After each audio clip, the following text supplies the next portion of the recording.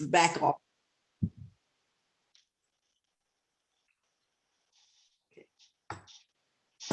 Good evening, everyone. I'm Ellen Sutter, the ESP Presents and ESP Book Chats, where we bring page turners your way. Tonight, our guest is Doc Frederick. And do tell us about, hopefully you have your book with you. I was trying to show him the book on the Kindle and it's just not right.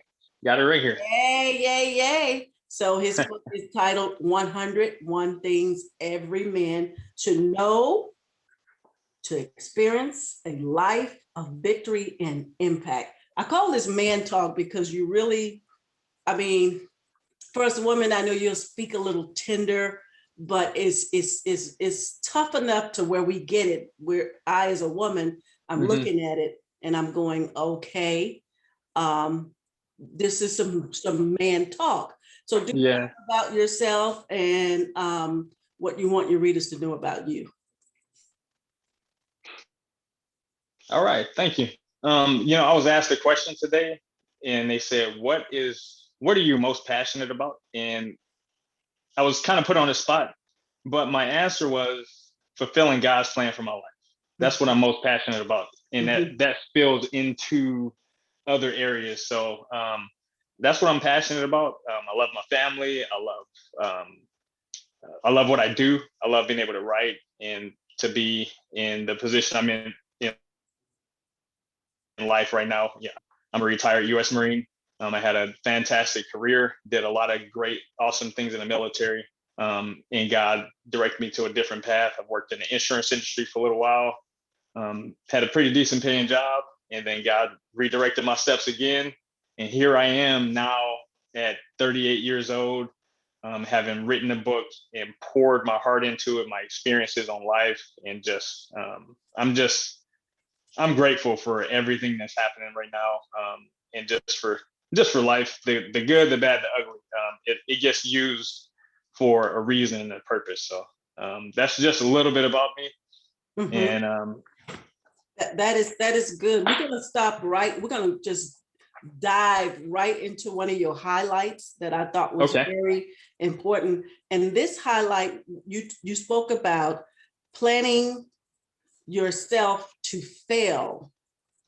Oh, yeah. And then you talk about, you also mentioned that it's better, so all plan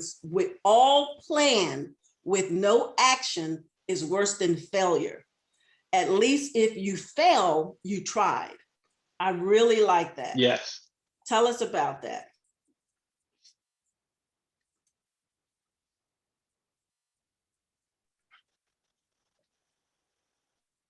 Okay, so on that part, what she was saying is that all plan and no action is worse than failure, because at least if you fail, at least you tried.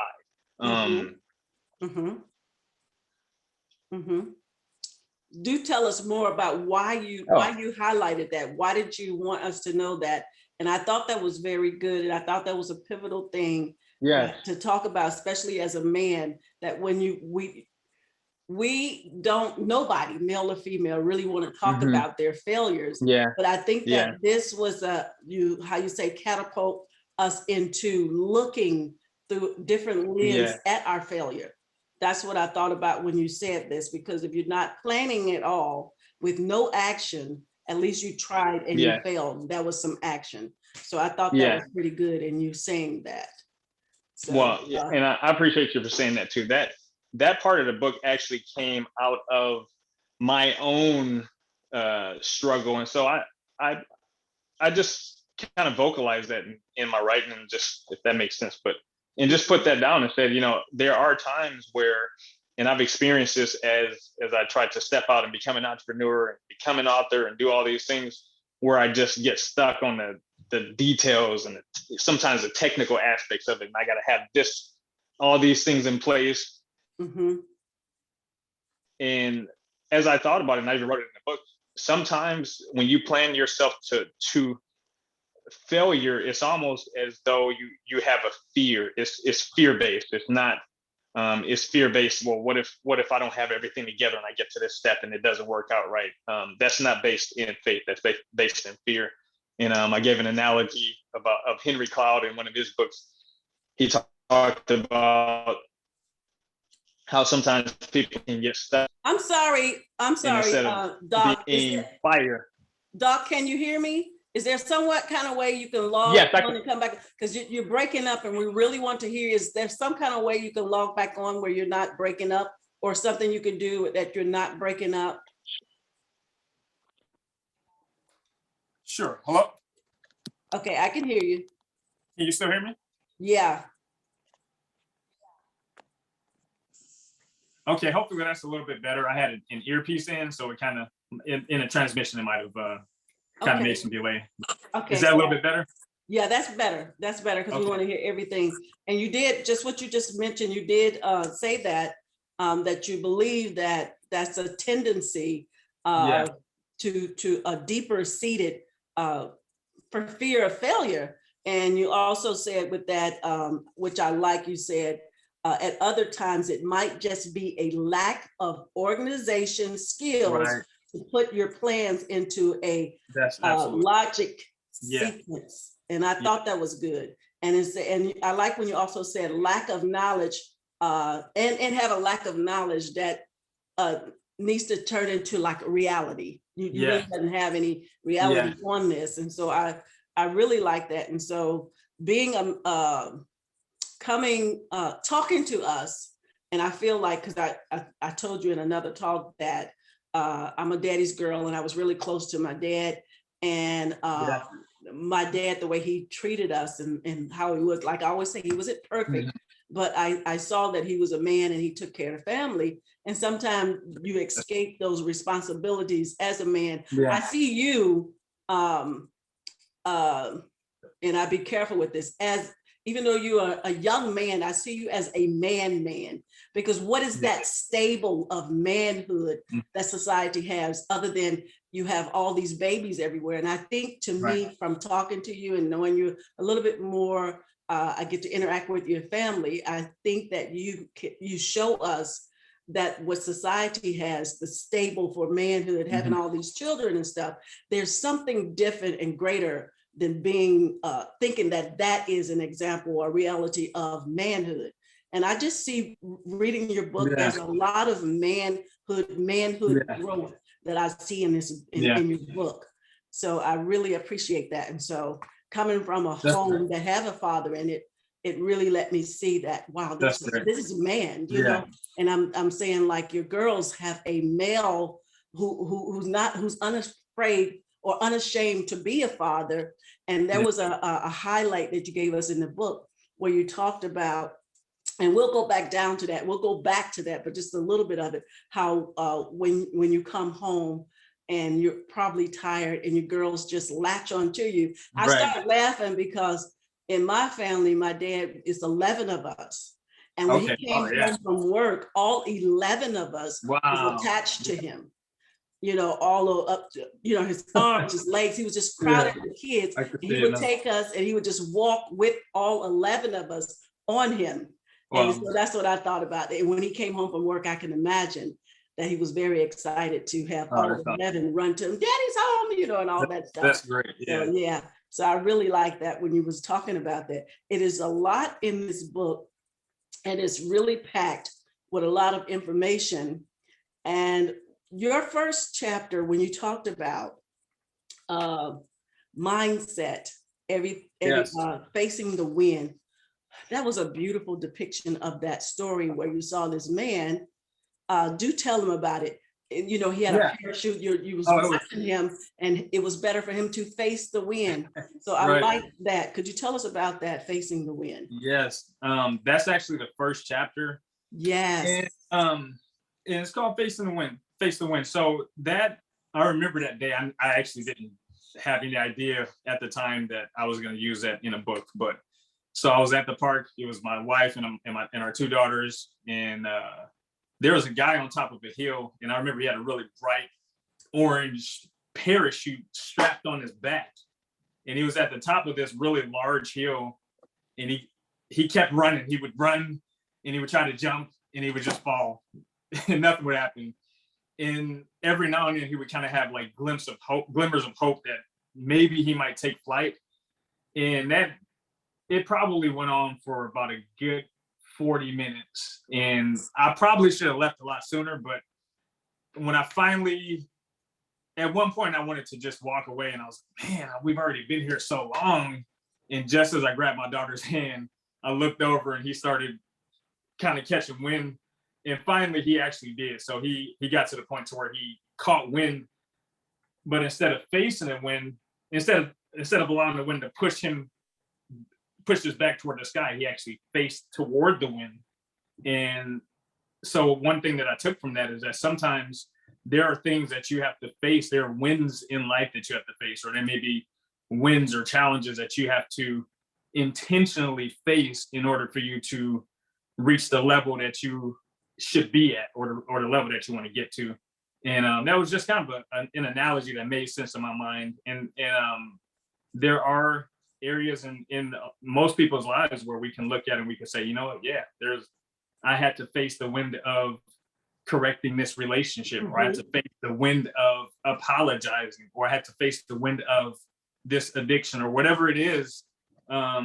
Sometimes that is, and that's where I wanted to start the book off at, and just letting them know that, hey, there are going to be times throughout the book I'm going to challenge you to face toward the wind, and I'm going to put the wind directly towards you, in order to help you elevate to another level.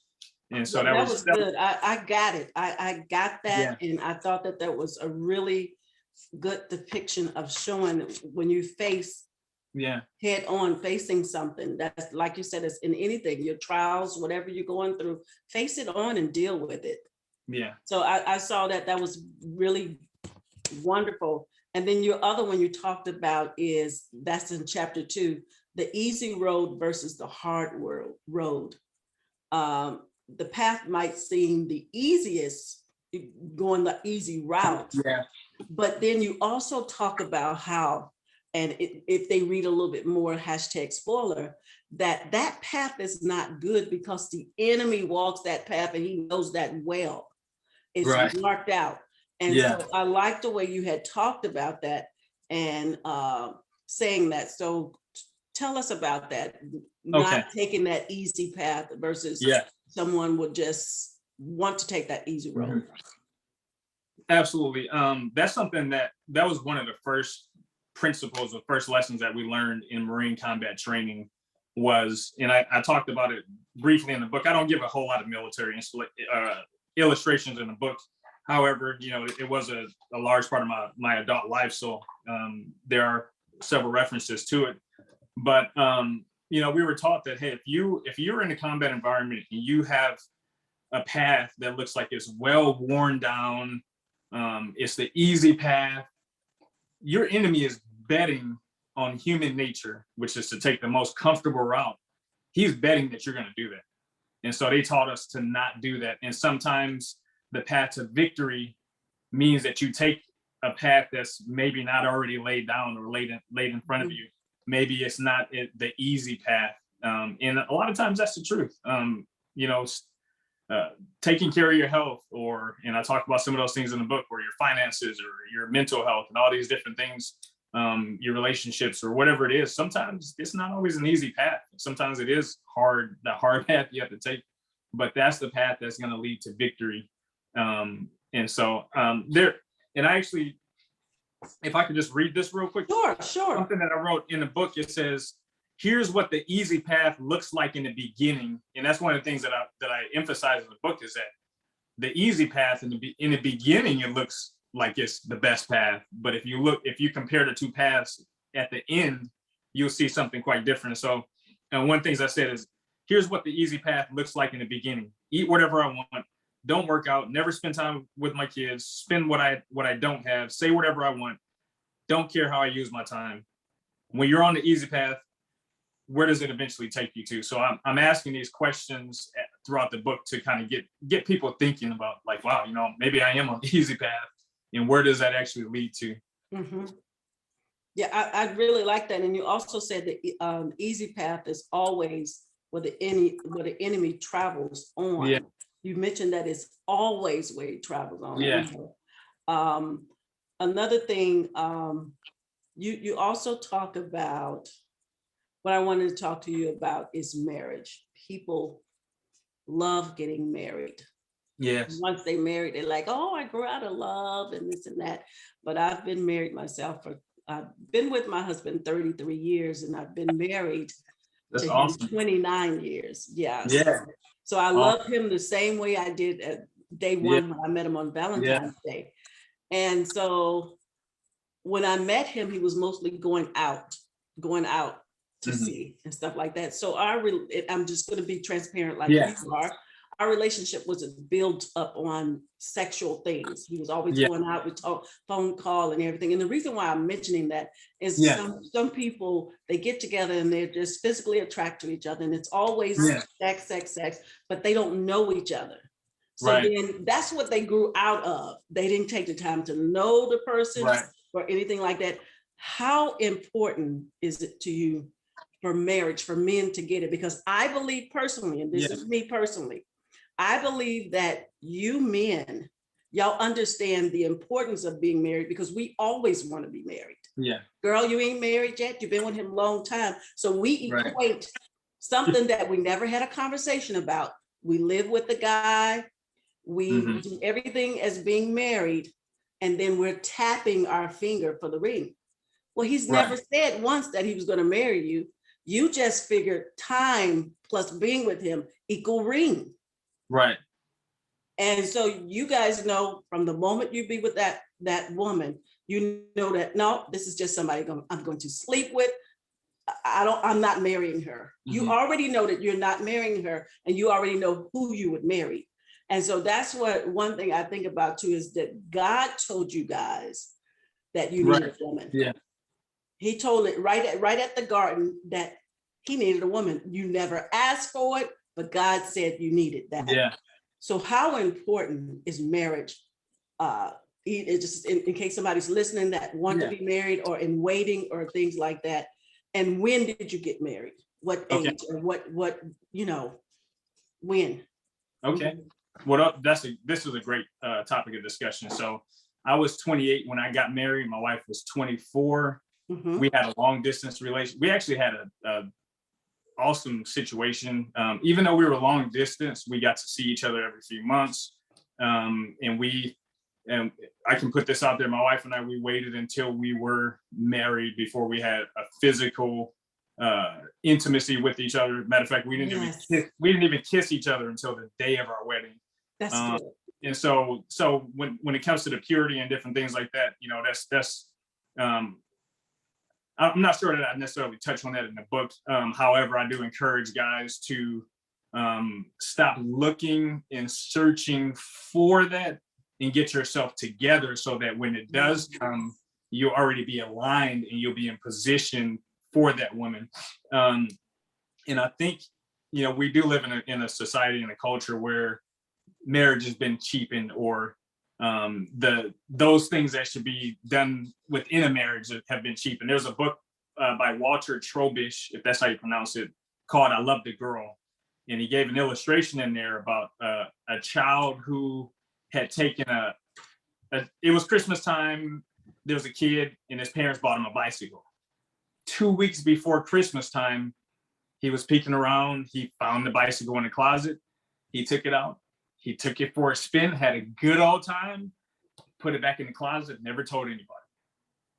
Christmas Day comes, he opens up all of his presents, and there's no bike. Nobody says anything about a bike, but eventually his parents go over to the closet door, they open it, and they pull out a bicycle.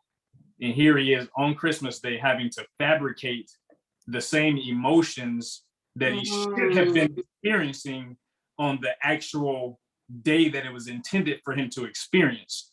And so what happens with sexual intimacy is that when people experience that outside of marriage as God has intended for it to be done, and so often do, marriage doesn't really mean anything when you get married. It's like, we've been living together for 5, 6, 7, 10 years. We might as well get married. We might as well take advantage of the tax benefits.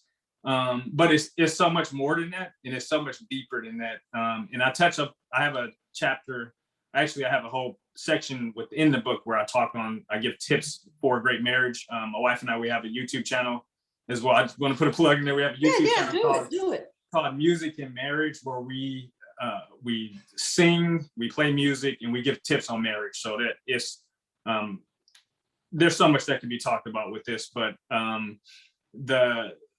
one of the things that I'm hoping with this book is that for men who are preparing, it's not just for men who are preparing to get married, but if you are a man that's preparing to get married, wow, you should definitely get the book. You should definitely try to learn some of the habits or implement some of the habits that you'll find in the book and some of the concepts. So that way, when you do have a family, you're better aligned for the responsibilities and for the joys of having a family. It's a joy. It's a joy. It is a joy, because one of the things too that my husband and I, we learned early on is to keep God in the marriage. We walk to the altar and we talk to the Lord and we get married there and we leave God at the altar. And again, I go back to saying, after you've been together and if you circled your life around your kids, and then you got that empty nester, that's something that my husband and I, we never did. Okay. We never engulfed ourselves around our kids. We learned early on that our kids will have their own lives, and then it's going to be me and you. It was me and you before them. Now it's me and you again. Yeah. And so you get to looking at each other and you're wondering, why are you together?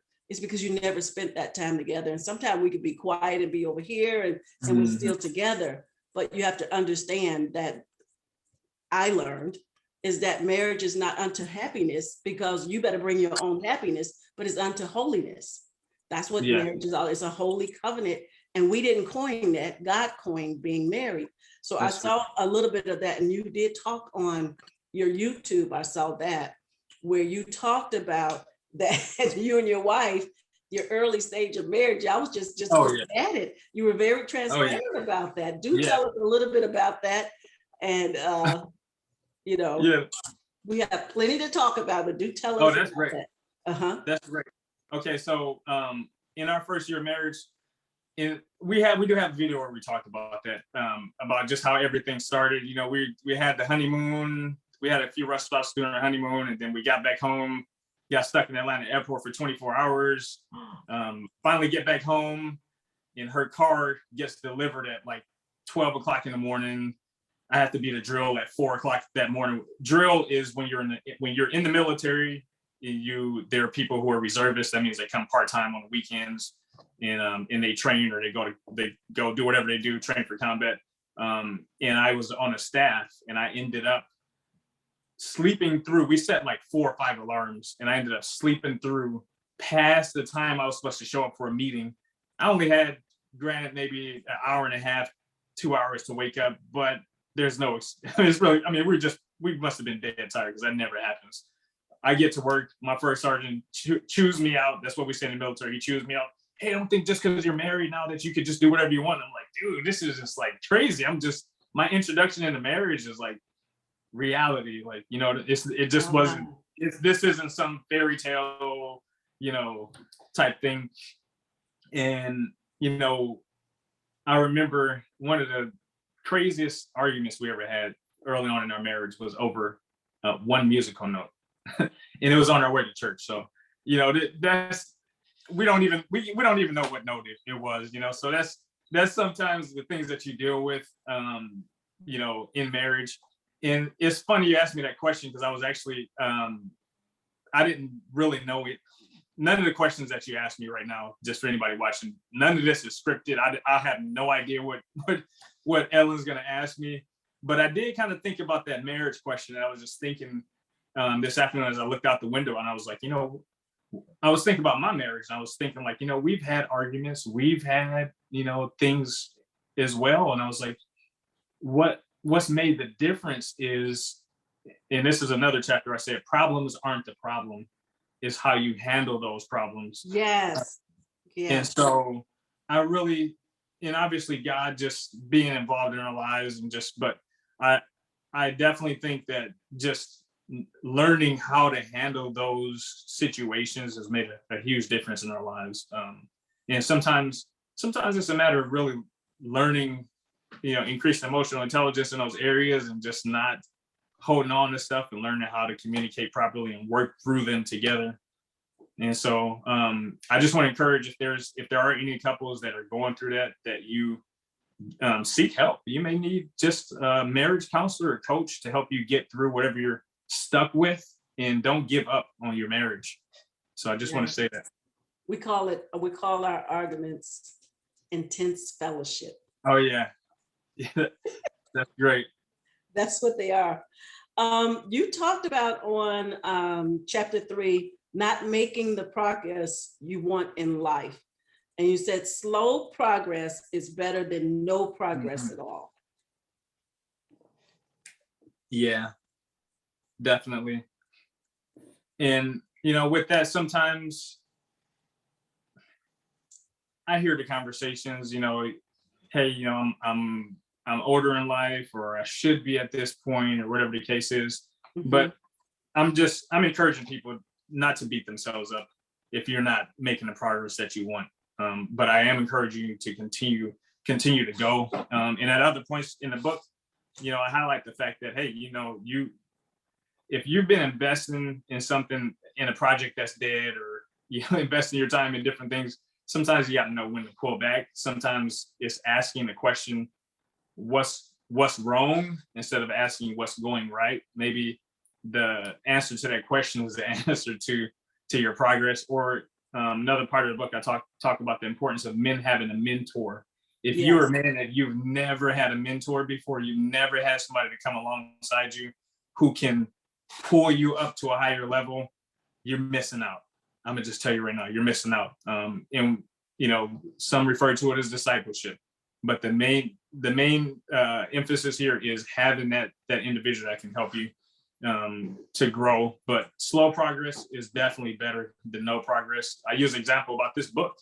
When I first began to write this book, all I had was a note section on my Apple, on my iPhone. That's all I had. And every time a thought came to my head, I was like, oh, let me just type this in real quick. And that's what I did. I typed it in. And then one thing led to the next, and it just kept evolving. And eventually, hey, I'm holding a book in my hand, but it wasn't anything spectacular. It was just, hey, 5 minutes here, 5 minutes there. And then once I got into the process, that's when it got a lot more involved. But if you're making progress, be patient with yourself and be patient with the process. Yeah. You also said treat failure like a gift. I love that one. Yeah. Do tell us about that. Treat failure like a gift. I put that as a way of encouragement, because sometimes you can experience things that cause you to fail. And I talk about how sometimes failure is a gift from God to keep you from becoming arrogant, and also to help you become more creative. Because when you fail, a lot of times that's when you're in that mode of like, I got to find a way out of this. I have to find something different, another way to approach this. That's what makes the best businesses, the best corporations, are those who fail, they learn from their mistakes, and they continue to go. They don't stay stuck. They don't stay in that same spot. And if you treat failure like a gift, and you allow that to not be just something for yourself, but something for other people. And in this book, 101 Things Every Man Should Know to Experience a Life of Victory and Impact, I talk a lot about my failures. I'm very transparent. I'm very open about those. But I do that because it's a gift to those who would read it, who don't have to experience those things, or who can, learn from my experience. I believe that, you hear the term experience is the best teacher. I actually believe other people's experience is the best teacher. And if you learn to treat failure like a gift, because, let's face it, we all fail, we all get crushed. And it's not easy to do emotionally sometimes in the moment, but if you have it in the back of your mind, you know what, this is a gift. I don't know how it's a gift right now, but it's going to be a gift somehow. Then you can get past it. That is true. I looked at that as a gift, because I look at that failure, you can use it as your fertilizer. That's what I use in and doing what That's I good. do is this is Yeah. hard. This is risky. This is hard. People like, why you do it? I love it. Yeah. And just what I do to bring that out. I wonder, and since you are a man, we know that you're a wonderful father. Mhm. How does it feel when we're talking about treating failure as a gift? How does a man uh, feel if he's being a failure at being a husband? Yeah. You know, Um, I remember in your book, this not in failure, Yeah. but Yeah, I yeah. kind of Yeah. remind me of you being so forgiving Yeah. with your wife Okay. when you mentioned that she Yeah. made some eggs and Yeah. they were in, as you ate them, you was like thinking of so many things until the thought went out. To me, that's like being a good husband. And Yeah. that could have been a failure moment, Yeah. but you treat it, and that's like, this is a wonderful guy. This is a good husband to take those thoughts like that. And that could have just sent everything haywire, Yeah. you know, and just put it on, well, she's just nagging or whatever. You could have just failed at that moment at being a husband. That's the only example that I could give you in saying from me. But how does Yeah. that feel? I mean, you can tell them about that. I thought that was a wonderful depiction of keeping it all together as a husband. Thank you. Well, so that's a funny story. We still laugh about that. So my wife, she's one of the few rare women that I know. You all may know a bunch. I don't know a bunch, but she's one of those few rare women that can cook from scratch. She can bake from scratch. I mean, she can get down in the kitchen. So one thing, when we first got married, I remember when we were talking about this story, we were having breakfast and I took a bite into some eggs and all I could hear was crunch, crunch, crunch.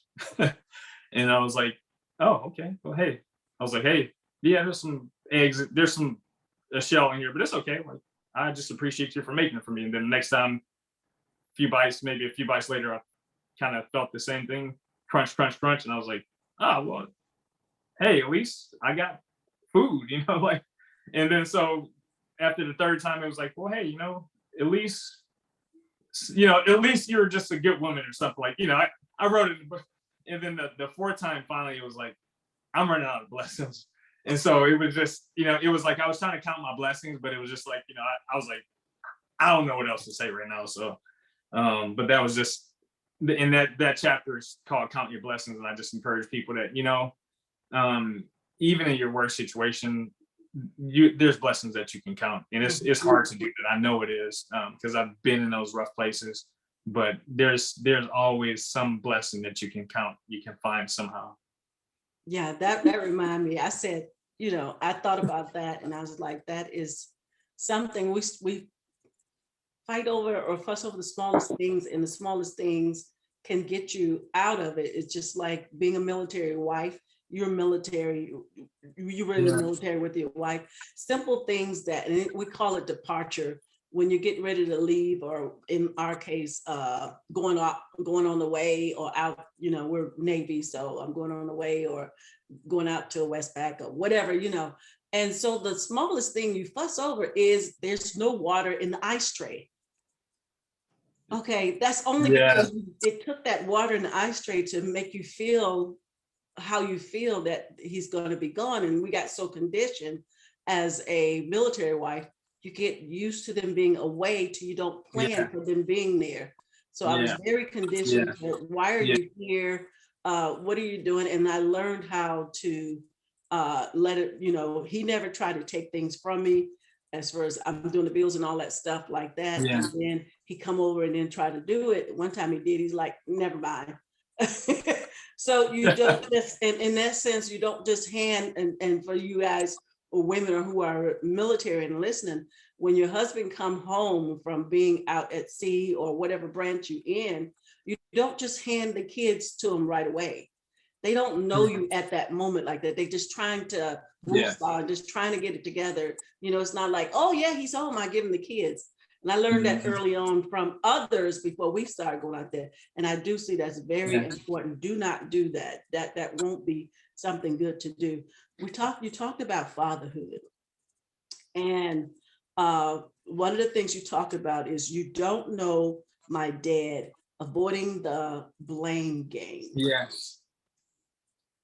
So broken hood when father talked about redeeming the father when it's broken. And then you gave us a beautiful, you talked about your dad. You said the first child, a drunken driver, hit, and ran over, killed the first child. And then he really didn't, he wanted to end it all. And then said your mother said that she was pregnant. Was she pregnant with you, or was it someone She else? was. Yes. She was pregnant with you, and it gave a ray of hope there. We did talk about you and your father's relationship back then. Yeah. When I say back then, just a few times ago that we talked about. If you don't mind, could you tell us that? And when it just reading that chapter there and saying redeeming the manhood when it's broken, it reminded me of the story, and I didn't know you was going to have it in there. And you had it in there. You just told us flat out what it is. And we talked about, and I commend you for that you talked about being on your father and different things like that. And you saw it with a different set of eyes, that he was his best when he was at his best. Yeah. Can you tell us about your relationship with your father, and how did you just kind of gather that thought process about your father, as opposed to saying that I don't like him anymore. I don't want this. I don't want to wait. Tell us about that process. That's a really good question as far as that in topic of discussion. I want to really point the finger at my mom on this. And the reason I say that, it's very important for me to start there, because my mom and my dad, they were separated, by the time I was 5 years old. But there's something about my mom, I never one time heard her ever say anything negative about my dad. Never. I never heard my dad ever say anything negative about my mom. That's one of the best places and the best things I think she could have ever done for a little boy, because that allowed me to always see my dad as a hero.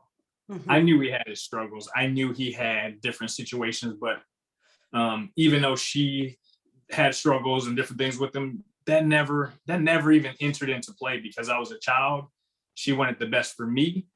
And when they were together, they're still friends. I mean, even up to the point when he passed away, he died, they were still best friends. And so I just want to start there, because I think that's important. Yes.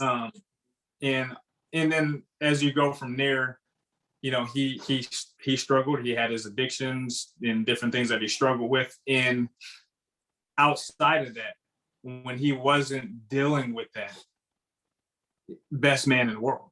But that created a different dynamic. He created a different person. It created an out of character individual that you would not have otherwise seen. And for me, I could honestly have played the narrative a different way and said, hey, my dad was this and he was that, which he was, and I'm very open and transparent about that. But at the same time, I know his heart, because I know the type of man he was. I know how he treated me when he was in the right place, in his right place. And I think that's important too. I had a conversation with one of my brothers a few months ago, and he said, we had a deep conversation. He said, you know what? I didn't let hurt become poison.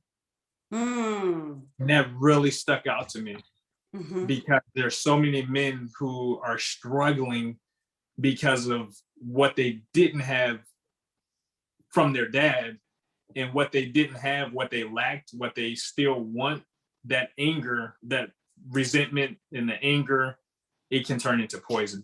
And so I commend my brother, because he told me, he said, I never allowed my hurt to become poison. And so that was why, even even as my dad was on his deathbed, he was able to be there. He was able to take care and comfort for him with a clean heart and knowing that he had nothing but the best of intentions for him. So yeah, it's a subject that, you know, there are organizations throughout the US that really touch on this. Matter of fact, somebody gave me a book. I went to a conference over last weekend, Promise Keepers Conference, and somebody actually gave me a book called, oh man, it's a good book. And I think, what is it called? It's gonna come to me in a little bit, but it's a good book about mending your heart toward your father. I know you talked about in the book too, there was a link that you had in there where there was a father. His father was an alcoholic. He's abusive to the wife. You plugged that in there because you wanted us to see what I saw a lot of things, and keep in mind, like I said, that I was raised with mom and dad in the home. So I am out of touch with what it feels like to be without a father. Even though my father passed in 2008, I still feel his love to this day. I don't feel like I lacked any love that he had. You know, I said he was not perfect, but he loved us perfectly. So tell us about that. Okay, so Jim Daly, he's an individual, Jim Daly, and he talks about his struggle, you know, with dad and with stepdad, and then, you know, what happened with the mom and everything like that. And he just talked about how God just really started just healing his heart and different things like that. And for a lot of people, that's where their healing comes from, is that. And you know, some guys may never even realize it, but they may even be to a point where they need they need counseling. They need professional help in counseling to sort these things out in their mind and to learn how to grow past it. But Jim Daly, he's such an inspirational story that we can all look to. And I put that in the book. So anybody that buys the book, matter of fact, I have, and I just want to say this too, if I have a supplement to the book that I'm actually just finishing up right now. And in that, it's like a resource guide, and it's a journal. It's free, it's downloadable, and it's available, and it's going to have all those resources in it just in one place where somebody can click on it, and then they can, if they want to print it off, they can print the reflection questions and exercises off, so they can actually go through the book. So it's kind of an aid to the book, just something extra to help people. And those questions, I think, are really powerful. I think, what is that, chapter 5? Wait, let me see. I just want to read those few questions that I wrote on that. Do read them, because they were very good. At the end of each, I won't say at the end of each chapter, but at the end of some of the chapters, you give us a work exercise, a couple of questions to try to reflect after the things you have said. So those reflections are very good. So like I said, while you're finding that, this book has a lot of information in it, and some thought processes. It's not just like you reading and reading and reading. It's reading, and then you kind of reflect on each chapter. And that's why I say manly man. You really show from me being in a home, a father being there, you really show me a stable, like I could say, based on that and my own experience of having a father, it's a stable fatherhood, because they don't know, men don't know what, you know. I think you mentioned in our last talk, and I hear quite a few men say that the way they learn how to be a man, or learned about fatherhood, a piece of uncle, a piece of this, there, a piece of television, and no real, you know, something that they've learned on their own. They just pieced up everybody to make this one, you know, ideal, stable, what manhood is. So we talked about that before. Did you find it? Sure did. Okay. So I think, so it's just a couple of questions on that. Nothing too, major, but it just talks about, I just encourage you in this exercise to watch Jim Daly's inspirational story on YouTube on how he overcame resentment toward his abusive alcoholic dad. And that's called Redeeming Fatherhood When It's Broken by Jim Daly. If you're a man that's gone through this, there's no way you can watch that and not be affected somehow. And then I encourage you to describe any points in his story that you personally can relate to.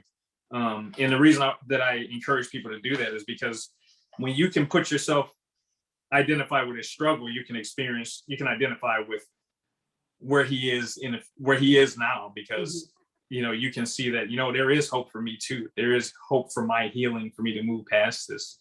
And then write down why you believe no matter someone's situation, they can succeed in life. And that was important because at a certain point, we all have to accept responsibility for our lives. And I'm pretty clear about that in the book, that even if you struggle with some things with your parents and stuff like that, with your father, that I'm very compassionate toward that. I understand those struggles, yet at the same time, I believe you can move past it and you can excel, and that cannot be an excuse. I was thinking about your mom as you were speaking. A lot of times I hear of young men or grown men saying that my mom did the best she could to teach me how to be a man. I don't think a woman should teach a person how to be a man, but somehow there was a good hand from my vision, just looking at you and hearing from you. I don't know, you can help me better if your mom tried to instill those men things, or did she just step back and let you become the man that you are today? Yeah. That's a good question. I think for me, that thought never crossed my mind. The thought never crossed my mind that, oh, my mom, she taught me how to be a man. But what I can say is that the qualities and the character that she had of having compassion, of loving other people, being giving, and she's tough. She's sweet, but she is tough. I've seen her. She's the sweetest thing in the world, but she can let you know when you're out of place. And I've seen that side of her too. And I think she kind of taught me what balance is, and she taught me what hard work is, and diligence, and she taught me how to have faith and how to struggle and be okay struggling. And when I say that, she's gone through a lot. She's been through war. She's had malaria twice. She's experienced a lot. Like she's the type of individual that is a fighter. And I literally saw her just a few years ago, almost to the point to where she lost her life. But she said, you know what, I'm fighting through this. And we prayed. I had a friend, my brother-in-law, who he fasted for her for 48 hours that God would heal her. And she left that hospital. She could have had oxygen and all these different things, didn't need a single thing. And she's fighting just as much as she did from day one. So I think seeing her example of somebody who knew how to have faith, how to be diligent, and how to stare an obstacle in the face and not back down, that taught me a lot. So I wouldn't say that. I would say that because of who she is, it helped me to be the man I am today. However, there are things that a woman can't necessarily teach a man about being a man. And so for me, the connecting the dots has been, I was blessed to have a lot of guys around me when I got older, right, even a few years before I got married, right around the time I got married, where I had men who they loved God, they loved their families, they were responsible, not perfect men, but just really good, strong, solid men who had their head on straight. And before I had children, I took notes. I was taking notes. I was paying attention. They didn't know, but I was watching them, and their influence is what helped me as a husband, as a father. And I still struggle as a husband, as a father, but it's just, you take it day by day and you continue to try to build and get better and grow. Yeah, that is, that's exactly what we could do. And I know you talked about mentorship. I know, like, Yeah. I have 3 daughters, 1 son. Now he's 24. My husband would tell me, and I hope this doesn't sound harsh. Mhm. He said that, okay, you know how you have single parents and you have the son, and they're in sports and everything, and they have the I don't see it that much with the big brotherhood and all that stuff like that. I don't Okay. see it as much as we used to. Yeah. But my husband said, which was very strong to me, and I don't know how it would sound to you, but he said there is no way that a man is in home with his son that he should have somebody mentoring him. I'm his mentorship. And I was like, okay. Yeah.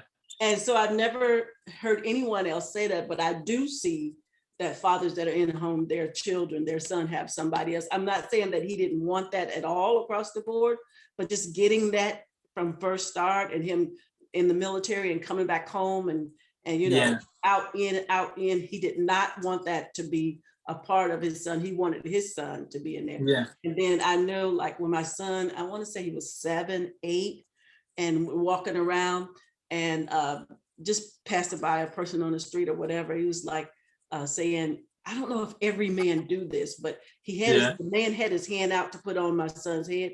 My son said, no, my dad does that to me. That's awesome. And he remembered that to this day, even though he's 24, he remembered that to this day. And to me, that was like, okay, you're not going to take the place of what my father does with me. Yeah. You can't do that. You can't do that at all. Yeah. And I don't know if that make any sense, or if that's something, I'm sorry, if that's something you ever thought about. I know you have daughters, and if there was something you thought about like that. Wow, that's awesome. Yeah. Yeah. I like what your husband said. I think that was really, I think the fact that your son caught on to that, that's great. And it shows how involved and how much your husband cared for his children to do that. And I think that's excellent.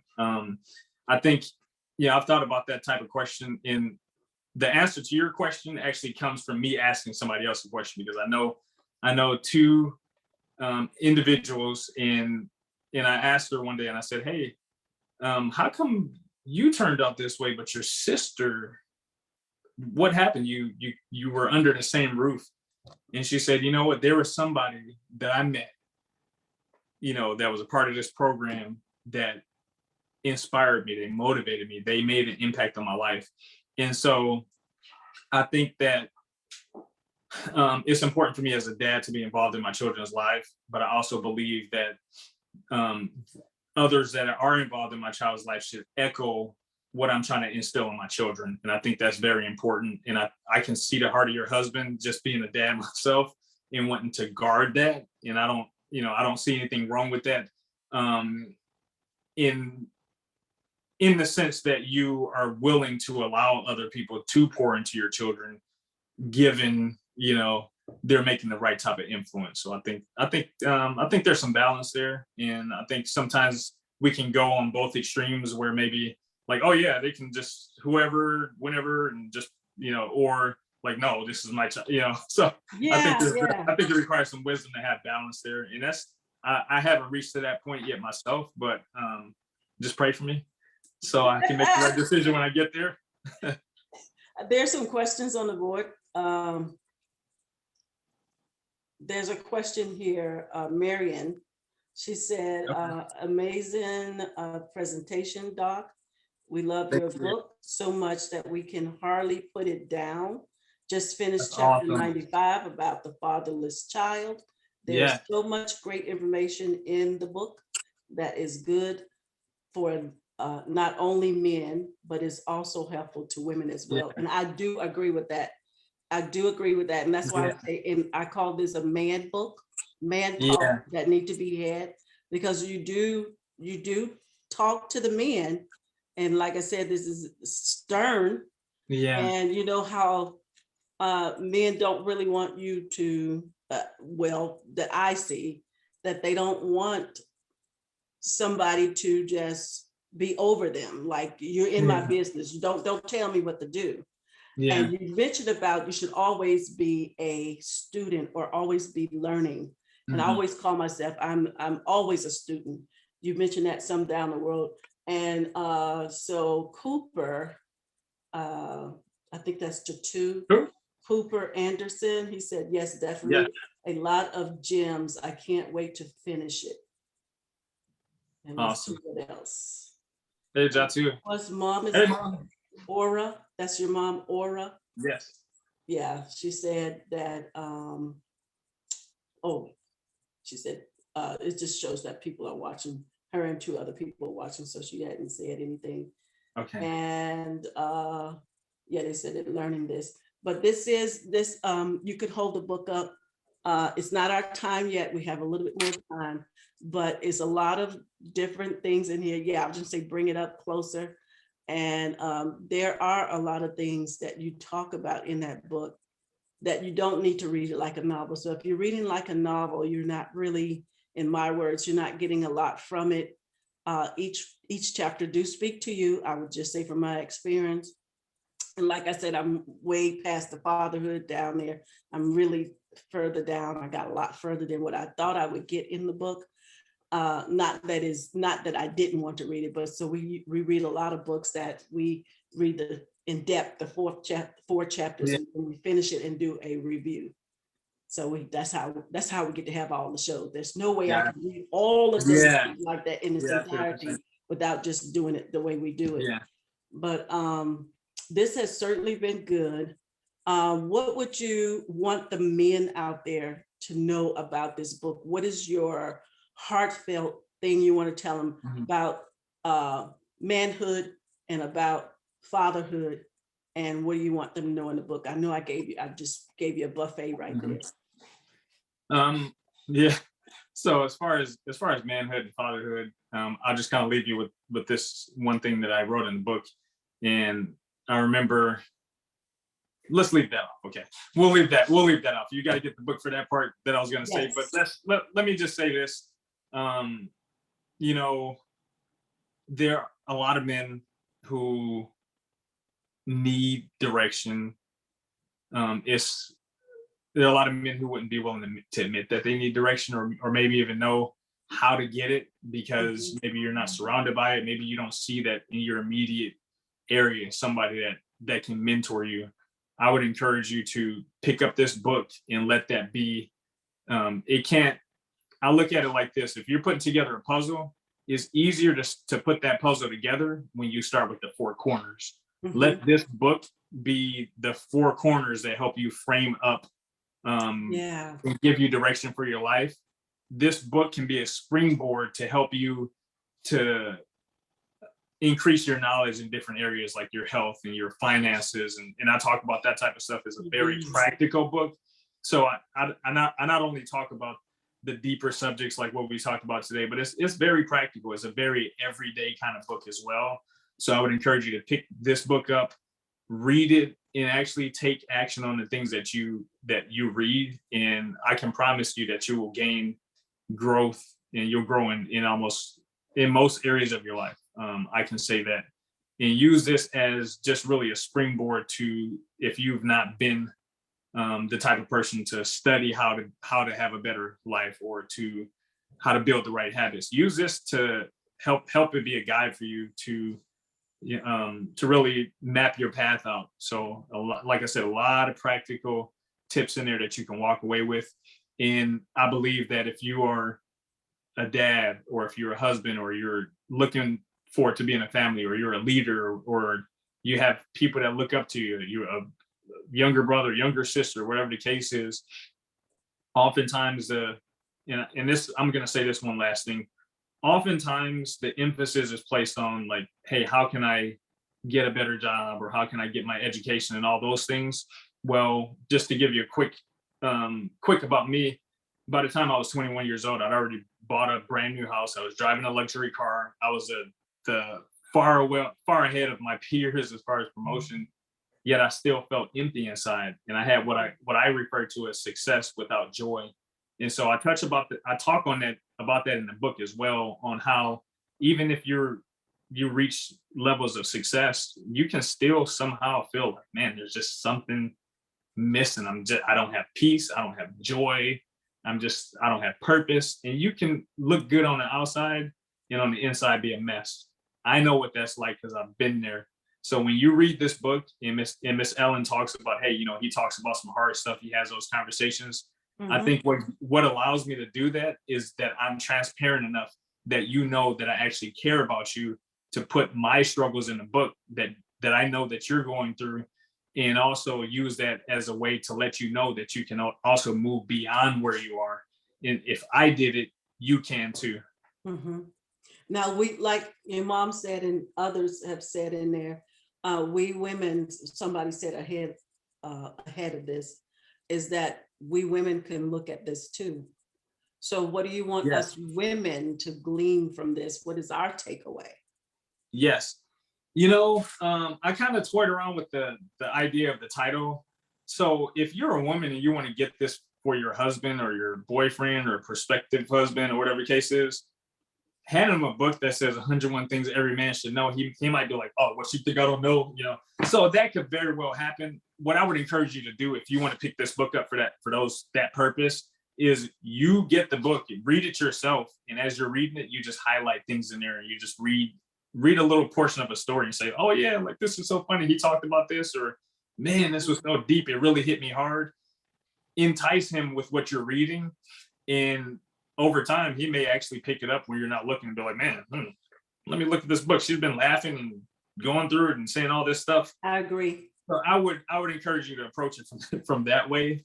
However, if you have the type of person, the type of man who is open-minded and he's willing to, he won't get offended when you give that to him. And you may not know until you actually do. But I would say that. And also, there's a lot of good information here that women can gain from as well. And I have an idea on how I can take this information and put that into a book for women, without me being the one that's telling women how to do that. So I'll talk about that hopefully in the future, but I have a really good idea about that. So yeah, because I know there are women that read like educational stuff. You guys, y'all like education. Y'all don't really do the novels like we do. We like the romance and the novel stuff. And I know, like, just for me, you put it in it doesn't have to be romance, but in a novel style, and we're reading it, conversation between characters and stuff like that. We're good like that. And I was telling you back to what you were saying about a woman highlighting the book and having conversation with her husband, because I was saying to my husband, I was like, oh, this is a really good book, because he's just talking to the man. He's man style, and he's like, oh yeah, he want to hear about what the man is saying, being transparent to the men. So that's how I was explaining it to him. Like, it's a lot of good stuff in there. This is man talk. And he loved man talk. He's like, now we're men, let's do man talk. That's and good. Husband is always the man talk. This has been really good. I got a lot from this, and I hope that everybody else too. Let me see what else is up here. There's something else here. Oh, this is what Mom says. I'm going to just hear what the board is saying before you go. Mom says, Doc, thanks for the feelings concerning Mom. You are a good son. I am proud. I'm proud of you. You always made a difference. Oh, don't start crying. Thank you. I appreciate that. That's what Mama said. And I guess this is your wife with your name on there together. After reading your book, what do you desire each reader to walk away with? That's what, Brittany, that's what your wife says. Okay. After reading the book, I desire every reader to walk away saying, I want more of what I just read. I want to not just a book of concepts, it's a book of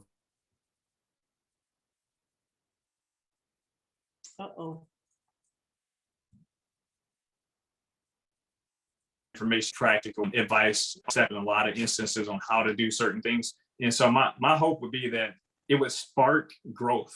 Not just, it would be more like a springboard to springboard them into, like, hey, you talked about this area, and I think I want to know a little bit more about that because I need to improve in that area. and then they begin learning how to go there. Or I have instances where I talk about, it's a portion in there about mental health. Hey, if you are dealing with dark moments in your life, that you don't stay where you are.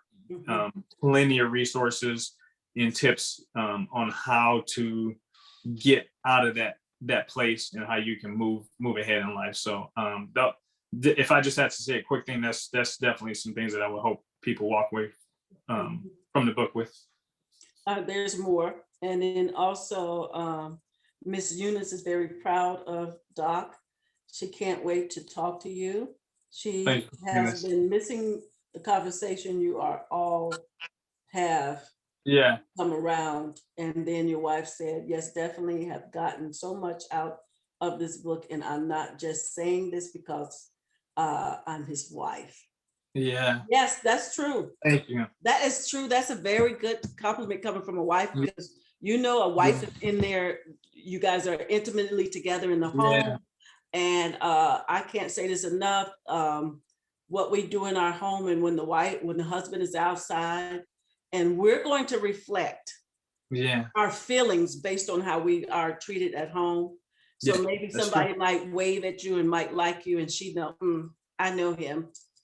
So you don't have to worry about that. Just like in the Bible where they were saying that she knows them at the gate. I think this is in Proverbs, and the woman just esteem her husband and everything, and the way he makes her feel, and Sarah calling him Lord, and it's just a way that they treat us, and like my husband, he's a wonderful husband. He treats me well.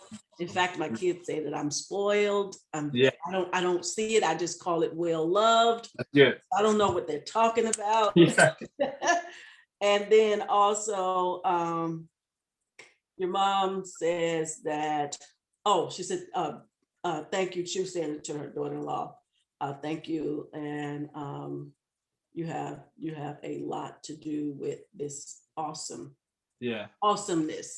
Yeah. So we look forward to what's next. What do you have next? Do you have anything next that you're doing, or any more books, or what's next?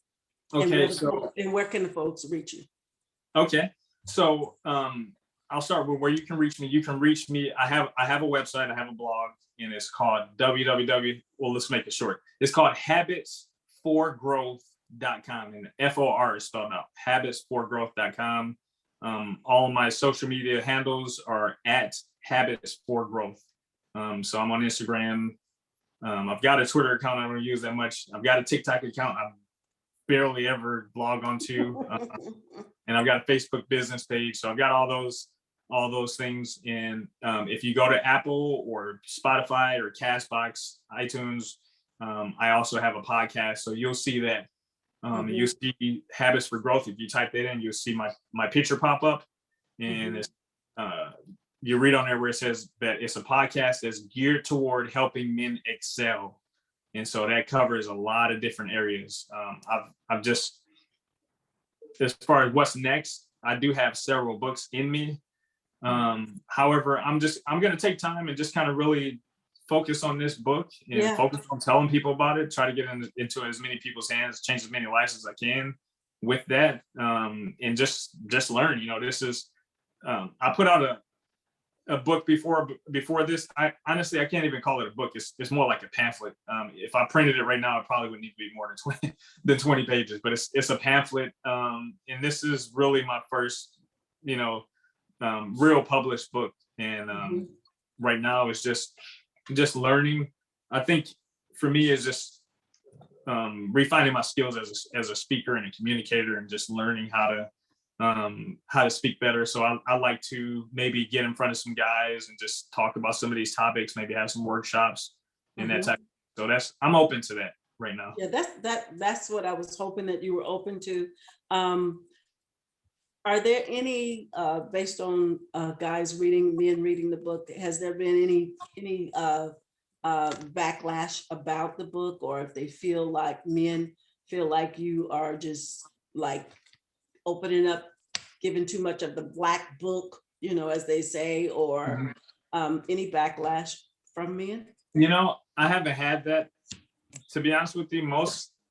mostly everybody that I talk to, they just have, I've just heard nothing but good about it. I've Mhm. heard people say, I'm really loving this book. I can't put it down. The closest thing to that I had was it was before I actually published the book. I had one of my friends text one of his coworkers, or I just asked my friend to share his book, to share what I was doing. And Mhm. he texted to one of his coworkers, and his coworker said, I don't need a book to tell me how I should, what I should think as a man. I already know because I am a man. And he had Mhm. one of those like muscle signs, those muscle So emojis. that would be the only Yeah. backlash. So that was like kind of like the backlash that I got for that. And I was like, man, okay. But I could kind of relate to that because well, in some regards, I kind of was that guy, but I think what's helped me is that I learned from other people's mistakes. That's just a good route to go. Like if you can look at somebody else and say, hey, that guy went through this. Maybe I don't want to do that. And I think the book can help him. I Mhm. hope maybe he does pick it up one day Do you because I think feel that's pride? Do you think that's pride when a man does that? Like, sometimes y'all don't want us to even face up to the fact that you're lost. We're okay with, oh, I'm lost. I know we have GPS, but is it like the GPS thing where parallel to, like, I don't need this. I don't need this to tell me, I don't need your GPS to let me know that I'm a man, yeah. technically go, you know. Is it pride? What is it that, a Um, man doesn't feel like he can take advice from another man in certain cases? yeah, I think part of that is just, in this is all in context with culture and your background and stuff like that. But I think for a lot of us guys, it's just there's something inside of us that says like I have to be the guy that makes it happen. Or Mhm. and for some guys it really is hard to ask for help because naturally as men, when we fall into rough spots, we retreat more so instead of, and when I say retreat, what I mean by that is um, you don't answer the phone calls or you don't answer the text messages like you did initially because you're going through something and you don't want to bring that burden on somebody else, or um, that you have a responsibility. You're supposed to be the one that's strong, and so Yeah, yeah, I see. you end up taking on all of this on yourself with no outlet, and then you just carry it around. And so and then to ask another man, that's a sign of weakness. Mhm, So i mhm, think i think if you can label that, it would be pride. mhm. I think a lot of men have good reasons for it, but I think that if we move beyond what we believe our good reasons are for that, and we um, have some humility in those areas, yeah, we could grow. Mhm, And mhm, I've had to do that. I talk about it in the book, and I give a story in the book. This one is on finances, mhm. um, and this was a tough spot. I'll just give this one quick example Sure. from the book. But I was at a point in my life where I was about to lose everything, financially, and just I was just it was bad. And for me as a man working in the office, as a single man working in the office with nothing but married men who had children, and having to go to a married man and say, hey man, can I have some gas to go back home? That's kind of humbling right there. Because if I didn't ask him for gas, I probably wouldn't have gone home that day. But that's where I was at. And so um sometimes it may really be having to humble yourself and say, you know what, I need help. I don't know where to go. And maybe the people around you don't have the answer, but maybe they can point you in the right direction in whatever that is. So I would definitely say that. Yeah. Yeah. Well, that's our time, and that we went over a little bit, but that's okay. It's fine. Thank you. And Yeah. we certainly look forward to seeing what you have next. And like you said, you want to let this get some ground first. There's a lot of times authors have about maybe 10 books and nobody know the first book. Right. So I like that, the fact that you're taking ground to get that into the hands of readers and they know about your book. And it's certainly a conversation piece for men and women. So we thank you for being here with us tonight. Thank Doc you. is our group. Our Very good. Thank you. we just thank you here, and I know that some of us is watching out there. And is there anything else? And your mom said something to me, but I'll look at that later. Thank you so Okay. much to your mom. She said something. I got a glimpse at it. Okay. But again, this has been a wonderful time with you, Doc, tonight. And show Thank your you. book one more time, because I have it on iPad and it's not good All to right. see it. So that's the And front. that's his book that he has, and it is a really good read, guys. Kind of turn it, bring it up a little bit more. I guess those folks can see it there. Yeah, turn it to the left, my left over here. Yeah, so there it is, 101 things every man should know to experience a life of victory and impact. And thank you for writing the book and you said, I think you told me it started off like as an essay or something like that.